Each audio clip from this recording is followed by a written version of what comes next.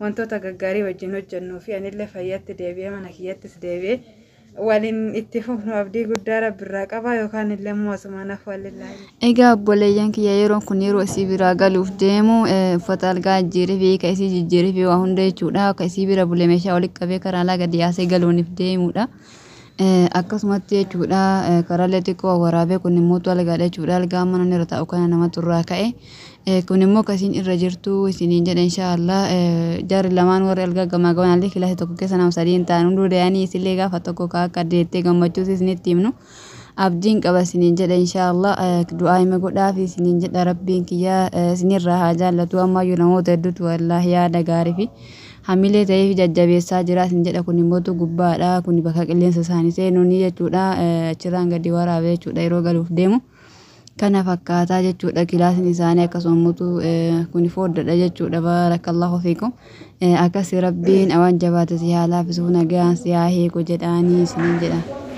Kun immoo boruun taphattee deebi'u jechuudha osuma mana keessa fiigu sa'aatii 3 ga'ee jennaan sa'aatii 3 booda cufaman seensanii dhiyana namumaan ergee fi achi fooqarra taa'aa jira jechuudha darajarra taa'eetuma xiqqoo waraabee garuu sagaleellee waraabeetu jira sagaleen haa jedha waan ta'eef. Qormaata jedhanii nuti isinne namoonni hedduun akkasitti mata ta'anii jechuudha namoonni akkiyyaa sa'aatii dabarfatanii dhufan akkas achirra taa'u duree namoota garii mootu alatti gadhoorgame jechuudha ala suutuma malaan jalatanii gubbaa kanatti mootu qorannoo jiru nam tokkollee karaa kilaasiin seenuu jedhan kun immoo warra jalatti dhoorganidha jechuudha ganama yeroo dhufu akkasii fakkaataa hordofii furdaadha jechuudha anifaa hospitaala kan dhufellee hin beeku wal marraadha. Lakini waan nama barsiifne qabu amma keessa fiigaan isinii jedha du'aa hima godhaaf inshaallah rabbii waan jabaate hunda akka laafisuu nagaan akkanaaf illee manatti galee bakka tokkotti dachaanii isinii waraanu jechuudha. Iddoon kun gubbaadha bakka fooqi sadaffaa jechuudha. Hordoftoonni akkas karaa dhaabatanii namni hundi dhoorgamee as dhaabata jechuudha. Sanumaaf isinii waraabee egaa obboleeyyan kiyya uma keessa jirru isinitti himuuf waraabee jechuudha. Egaa wallaahi rabbii waan jabaate alaafisu kaa du'aa hima godhaan isinii jedhe isinii.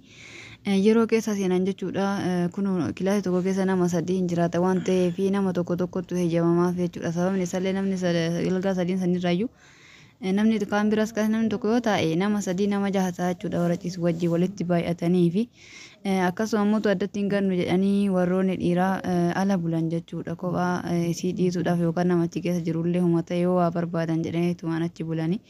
Nuti immoo tara mabullaa jechuudha gaafa kun galee kaan bulaa akkasuma immoo hoteelli wayii achi keessa jiru yoo jiraatellee gabbu'anii fagoodha jechuudha achiin dhiyana fiidaa hordofnaa jechuudha kana fakkaata rabbiin inshaallah alaafisuuf wallaahi kan hundaa caalaa gammachuun nuti nu isin nagaan fayyitee mana isiititti galuudha jechuudha du'aa hima godhaa obboleewwan kiyya. Isilleen alhamdulillah amma haala bareeda keessa jirti yeroo isii bira ga'ellee yoo itti tole jechuudha isinii waraaba viidiyoo isii wajjin illee isilleen haa dubbattu jechuudha haga dhuma sagantaa keenyatti nu wajjin tura akkasuma mootu isinis isinitti haasoftu waan isin jettullee akkasuma immoo yoo dhaamsa isiniif qabaattellee jechuudha hin irra dhageettanii jechuudha. Assalaamu alaa rasuulillahi sallallahu alaihi wasallam. Assalamu alaikum warahmatullahi wabarakatuh. Kabajamtoota fi jaallatamtoota hordoftoota Amufirii Faamilii. Har'a isillee humaan jettu isillee sagalee isin dhageettan jedheeti namoota hedduutu gaafachuu ture. Isiniif dhufee jechuudha. Mee dubbadhu. Bismillah alhamdulillah assalatu wassalamu ala rasulillahi sallallahu alaihi wasallam. Assalamu alaikum warahmatullahi wabarakatuh. Kabajamtoota fi jaallatamtoota hordoftoota obboleeyyan kiyya baga rabbiin jiraachisee sa'aatii kanaan isin ga'e isiniin jedha.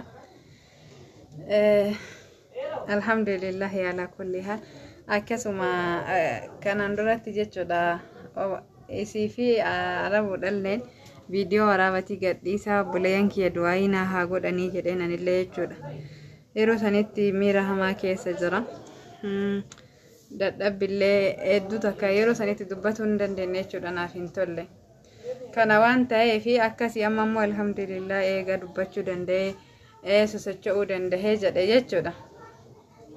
Dhufee obboleeyyan kiyya warra osoo jechuudha nan beeyne nan argin du'aayinaa kadhatan kanaan haalli ani keessa jiru homaa hin jedhu wayyoo jira isiniin jechuufani. Ammallee du'aayii keessan narraa hambifadha jechuu osoo hin taanetti nama dhiifama nama tokko jechuudha egaa waan tokko itti himanii ka'anii qalbiin isaanii hirrarraatii qalbiin teessan akka hirrarraaneef haala keessa jiru isinitti himuufanii homaa hin jedhu qaamni na dhiita illee haga tokko naa salphata jira jechuudha. maal akka isiniin jedhu hin beeku obboleeyyan kiyya wallahi rabbiin isin haa kabaju isinirraa haa jaallatu du'aa keessan argaa jira. Koomenti keessan ilaalaa jira galatooma ulfaadha ammallee homaa hin jedhu isiniin jedha hadiisan immoo babal'inaan akkaataa itti manaa bahee fi waan naan jedhanillee isinitti himtee jirti jechuudha. Yoonin opereeshinii ta'ee asii bahillee yoonin hin ta'inillee aga ta'e isinitti haayimtu quba isin haa qabaachistuun isiniin jedha. Isin immoo du'aayima isinirraa fedha. Akkasumallee obboleeyyan kiyya wallahi wanti ani akka isin dhageettan barbaadee fi dhiifama hafuurra danna jeta dhiifama guddaa isiniin jedha. Namni ilmi namaa hin dogongora kaasatan namni dalagaa akkan dalagu kun irra dogongoraa namaati. Daa'ifi keessan na biratti hafuu danda'a. Kiyyallee namni kiyyas bira jiraachuu mala kan kiyyaan moo rakkoo hin qabu isinii dhiisa. Isin immoo tuyyuu naa dhiiftan jedhellee hin beeku jechuun yoo waanatti taranii waanatti qalbii cabdan jechuu fedheeti beeytani. Kana waan taheefi akka jechuudha wallahi dhiifamallee naa gootanii yeroo sanitti amuutan opereeshinii taataa har'aa boritti osoo hin taane daqiiqa ammaa kana keessatti yeroo dhufetti akkas naan jedhan jechuudha. Garuu rabbiin olchee bulchee laaffisee har'aan ga'e eegas immoo tuyyuu jechuudha. Ani yeroo masanitti jedheyyuu jechuudha eessatti obboleeyyan kiyya kana argee dhiifama gaafadha.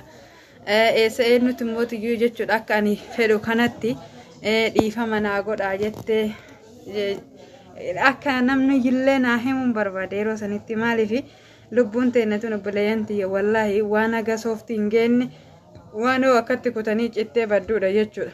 Ani kan manaa bahe ida borumtaati orgasanii jechuudha manatti hin deebine alhamdulillah laa kulli haal hospitaaluma jira jechuudha. Kanaaf dhiifama akkanaa gootaniif hin isiniin jechuu fedhe garuu alhamdulillah ma babayyanadheetu isinitti deebi'ee jira. Asii achillee yookaan kan waliin turru taha.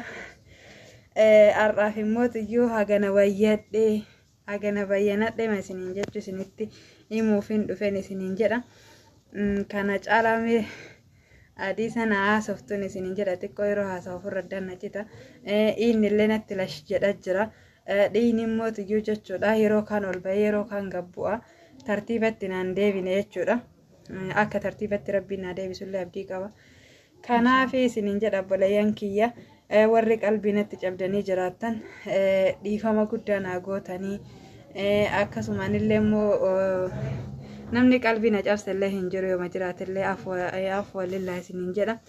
Taane immoo tuyyuu inshallah akka deebi'ee jechuudha wantoota gaggaarii wajjin hojjennuu fi anillee fayyatti deebi'ee mana kiyyattis deebi'ee waliin itti fufnu abdii guddaa rabbirraa qaba yookaan illee immoo asumaan afwa lillahi isiniin jedha. Egaa obboleeyyan kiyyaa isin agas haasofte jechuudha. Agasuu garuu jajjabaatee ta'ellee itti haasa jedheetu wal jajjabeessinee haasa'uu turte. Algama isiitti irratti jechuudha cinaa sanitti haasa'uu turte isin jedha akka tasaa gadi ayyaanee jennaan jechuudha.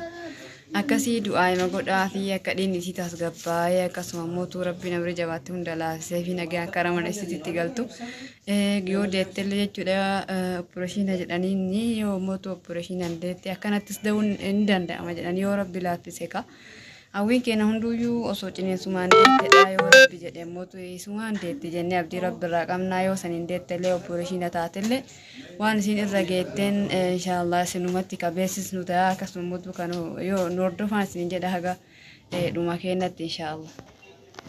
Akkasumallee jechuudha wanni opereeshiniidha jedhaniiniif jechuudha sababa dhiibbaa dhiigate jechuudha.